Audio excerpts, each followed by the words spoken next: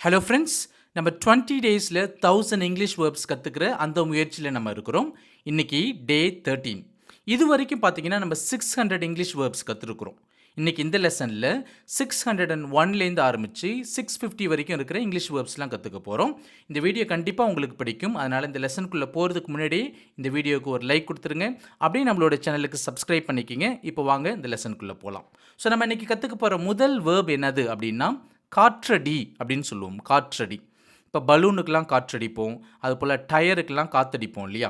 So அப்போ காற்றடி அப்படின்றது இங்கிலீஷில் இன்ஃப்ளேட், இன்ஃப்ளேட் அப்படின்னு சொல்லலாம். அதுவே காற்று இறங்கு அப்படின்னு சொல்லுவோம், காற்றை பிடுங்கி விடு அப்படின்னு சொல்லுவோம். இப்போ பலூனில் காற்று இறங்கிடுச்சு அப்படின்னு சொல்லுவோம், டயரில் காற்று இறங்கிடுச்சு அப்படின்னு சொல்லுவோம், அல்லது டயரில் காற்று பிடுங்கி விடு அப்படின்லாம் சொல்லுவோம் இல்லையா? அது எப்படி இங்கிலீஷில் சொல்லலாம்? டிஃப்ளேட், டிஃப்ளேட் அப்படின்னு சொல்லலாம். தத்தெடு அப்படின்னு சொல்லுவோம், குழந்தையெல்லாம் தத்தெடுப்போம் இல்லையா? அதை நம்ம இங்கிலீஷில் அடாப்ட், அடாப்ட் அப்படின்னு சொல்லலாம். அதுவே புதிய சூழ்நிலைக்கு ஏற்ப தன்னை பழக்கப்படுத்திக்கொள் அப்படின்னு சொல்லுவோம். இப்போ புதிய என்வாயர்மெண்ட் இருக்குன்னா அதுக்கு தகுந்தா போல் நம்மளையே பழக்கப்படுத்திக்கிறது. அதை நம்ம இங்கிலீஷில் அடாப்ட், அடாப்ட் அப்படின்னு சொல்லுவோம். அடாப்ட் அப்படின்னா தத்தெடுன்னு அர்த்தம். அடாப்ட் அப்படின்னா புதிய சூழ்நிலைக்கு ஏற்ப தன்னை பழக்கப்படுத்திக்கொள் அப்படின்னு அர்த்தம். ராஜினாமா செய், பதவி விலகு அப்படின்னு சொல்லுவோம். அதை நம்ம இங்கிலீஷில் ரிசைன், ரிசைன் அப்படின்னு சொல்லலாம். அதுவே பணி நீக்கம் செய், நிராகரி அப்படின்னு சொல்லுவோம். இப்போ ராஜினாமா செய்கிறது, பதவி விலகுறது இதெல்லாமே நாமளே செய்கிறது இல்லையா? ஸோ நாமளே ரிசைன் பண்ணுறது. ஆனால் பணி நீக்கம் செய் அப்படின்னு சொல்லும்போது மற்றவங்க நம்மளை பணி நீக்கம் செய்கிறாங்க. அதை நம்ம இங்கிலீஷில் டிஸ்மிஸ், டிஸ்மிஸ் அப்படின்னு சொல்லலாம். முன் செல், வழிகாட்டு, வழி நடத்து. அதை நம்ம இங்கிலீஷில் லீட், லீட் அப்படின்னு சொல்லலாம். ஒரு லீடர் முன்னாடி போவார், அவர் தான் வழி காட்டுவார், அவர் தான் வழி நடத்துவார். ஸோ அதனால தான் இந்த லீட் என்ற வேர்ப்லேருந்து தான் அந்த லீடர்ன்ற நவுன் வந்திருக்கு. தவறாக வழி நடத்து அப்படின்றத மிஸ்லீட், மிஸ்லீட் அப்படின்னு சொல்லலாம். புடை, தூற்று அப்படின்னு சொல்லுவோம். இப்போ முரெல்லாம் வச்சு புடைப்போம் இல்லையா? அதுபோல் நெல்லெல்லாம் என்ன பண்ணுவோம், காற்றுல தூற்றி விடுவோம். ஸோ புடை, தூற்று அப்படின்றத வினோ, வினோ அப்படின்னு சொல்லலாம். வினோ அப்படின்னா முரம் அப்படின்ற மீனிங்கும் இருக்குது. இதை நவுனாவும் நம்ம பயன்படுத்தலாம். சளி அப்படின்னு சொல்லுவோம், சல்லடை வச்சு சலிப்போம். அதை நம்ம இங்கிலீஷில் சிஃப்ட், சிஃப்ட் அப்படின்னு சொல்லலாம். போகிற வரவர்களை வேடிக்கை பார் அப்படின்றத பீப்புள் வாட்ச், பீப்புள் வாட்ச் அப்படின்னு சொல்லலாம்.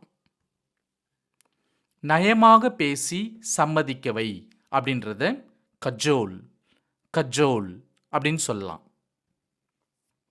தளர்த்து, தளர்வுறு அப்படின்னு சொல்லுவோம். அதை நம்ம இங்கிலீஷில் ஸ்லாக்கன், ஸ்லாக்கன் இப்படியும் சொல்லலாம். அதே போல் இதை நம்ம இங்கிலீஷில் லூசன், லூசன் அப்படியும் சொல்லலாம். ஆழமாக்கு, டீப்பன், டீப்பன். அகலமாக்கு அப்படின்றத வைடன், வைடன் அப்படியும் சொல்லலாம். அதே போல் ப்ராடன், ப்ராடன் அப்படியும் சொல்லலாம். நேராக்கு, ஸ்ட்ரைட்டன், ஸ்ட்ரைட்டன். ஒருவரை பற்றி தவறாக பேசு, பேட் மவுத், பேட் மவுத். கெட்ட வார்த்தை பேசு, கஸ், கஸ். நுனி காலில் நட, டிப்டோ, டிப்டோ. இப்போ மற்றவங்களுக்கு தெரியாமல் ரகசியமாக சத்தமில்லாமல் நடக்கிறதுக்காக நுனி காலில் அப்படியே நடந்து போவோம் இல்லையா? ஸோ அதுதான் டிப்டோ. மின்னு, ட்விங்கிள், ட்விங்கிள். சுருங்கு, இப்போ பலூன்லாம் சுருங்கிடும் இல்லையா? அப்போ சுருங்கு, ஷ்ரிங்க், ஷ்ரிங்க். தீட்டாக்கு, தீட்டுப்படுத்து, டிஃபைல், டிஃபைல். தடங்கல் செய், முட்டுக்கட்டையிடு, ஹிண்டர், ஹிண்டர். ஹிண்ட்ரன்ஸ் அப்படின்னாவே தடங்கல் அப்படின்னு அர்த்தம். நிறம் மங்கு, இப்போ ட்ரெஸ்லலாம் பார்த்தீங்கன்னா நிறம் அப்படியே மங்கி போயிடும். அதை நம்ம இங்கிலீஷில் ஃபெய்டு, ஃபெய்டு அப்படின்னு சொல்லலாம். பொய்யாக புகழ், முகத்துதி செய், காக்காப்பிடி, ஐஸ்வை, அதாவது ஏதோ ஒரு நபர்கிட்ட நமக்கு ஒரு ஆதாயம் பெறணுன்றதுக்காக அந்த நபரை பொய்யா புகழுறது. ஓகே, அவங்க முகத்துக்கு முன்னாடி பொய்யா புகழுதல். ஸோ அதை நம்ம இங்கிலீஷில் ஃப்ளாட்டர், ஃப்ளாட்டர் அப்படின்னு சொல்லலாம். பயத்தில் நடுங்கு அப்படின்றத ட்ரெம்பிள், ட்ரெம்பிள் அப்படின்னு சொல்லலாம். அளவிடு, அதாவது அளத்தல், அளவிடுதல், அதை நம்ம இங்கிலீஷில் மெஷர், மெஷர் அப்படின்னு சொல்லலாம். ஒடுக்கு, அதாவது மக்களை ஒடுக்குதல், அதை நம்ம இங்கிலீஷில் அப்ரெஸ், அப்ரெஸ் அப்படின்னு சொல்லலாம். நாட்டின் மீது படையெடு, வேண்டாத ஆட்கள் திரளாக நுழை, அதை நம்ம இங்கிலீஷில் இன்வேட், இன்வேட் அப்படின்னு சொல்லலாம். கைவிடு, forsake, forsake. உறுதிப்படுத்திக்கொள், ensure, ensure. நம்ம மேக் ஷுவர் அப்படின்னு சொல்கிறோம் இல்லையா, ஸோ அதை நம்ம சுருக்கி ஒரே வேர்டில் ensure அப்படின்னு சொல்லிடலாம். படபடவென்று அடி, ஃப்ளாப், ஃப்ளாப்.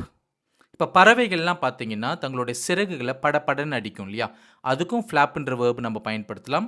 அதுபோல் கொடிகள்லாம் பார்த்தீங்கன்னா காற்றுல படபடன்னு அடிச்சுக்கும் இல்லையா, அதுக்கும் நம்ம ஃப்ளாப்ன்ற வேர்பை நம்ம பயன்படுத்தலாம்.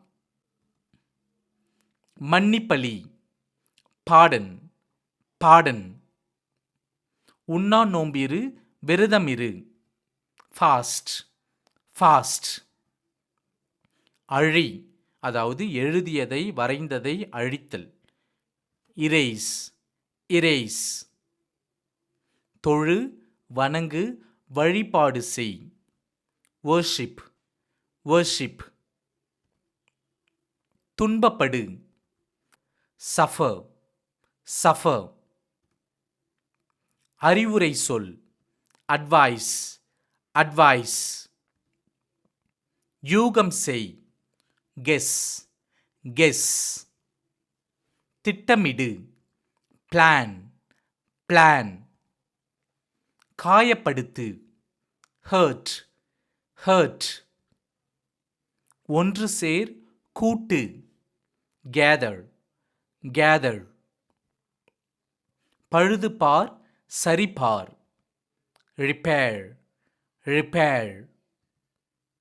தவறவிடு, அதாவது ஒரு பஸ்ஸை பிடிக்கிறதா இருக்கட்டும், ஒரு ட்ரெயினை பிடிக்கிறதா இருக்கட்டும், ஒரு பந்தை பிடிக்கிறதா இருக்கட்டும், அல்லது ஒரு நபரை பிடிக்கிறதா இருக்கட்டும், தவற விட்டுருவோம் இல்லையா, ஸோ அதை நம்ம இங்கிலீஷில் எப்படி சொல்லலாம் அப்படின்னா மிஸ், மிஸ் அப்படி சொல்லலாம். அதே போல் ஒருவரை அல்லது ஒன்றை பார்ப்பது, கேட்பது போன்றவற்றை செய்யாமல் விடு அப்படின்றதுக்கும் மிஸ் அப்படின்ற வேர்பு நம்ம பயன்படுத்தலாம். இப்போ எடுத்துக்காட்டுக்கு அந்த ப்ரோக்ராமை மிஸ் பண்ணிடாது அப்படின்னு சொல்லுவோம் இல்லையா, ஸோ இதுக்கும் நம்ம மிஸ்ன்ற வேர்பை நம்ம பயன்படுத்தலாம். பெயரிடு, அழை, நேம், நேம். கேள்வி கேள், question, question. பட்டியலிடு, லிஸ்ட், லிஸ்ட். வெளியிடு, தெரிவி, express, express. I express my gratitude to all of you for watching this lesson till the end. இப்போ உங்களுக்கு ஒரு சின்ன டெஸ்ட். அது என்னது அப்படின்னா, இந்த ஸ்க்ரீனில் ஒரு 5 தமிழ் வார்த்தைகள் இருக்குது. அந்த 5 தமிழ் வார்த்தைகளையும் நீங்கள் எப்படி இங்கிலீஷில் சொல்லுவீங்க அப்படின்றத கீழே காமெண்ட் செக்ஷனில் நீங்கள் டைப் பண்ணலாம். இந்த லெசன் உங்களுக்கு பிடிச்சிருக்கும் அப்படின்னு நம்புறேன். பிடிச்சிருந்தா இந்த லெசனுக்கு ஒரு தம்ஸ் அப் கொடுங்க. அப்படியே மறக்காமல் நம்மளோட சேனலுக்கு சப்ஸ்கிரைப் பண்ணிக்கிங்க.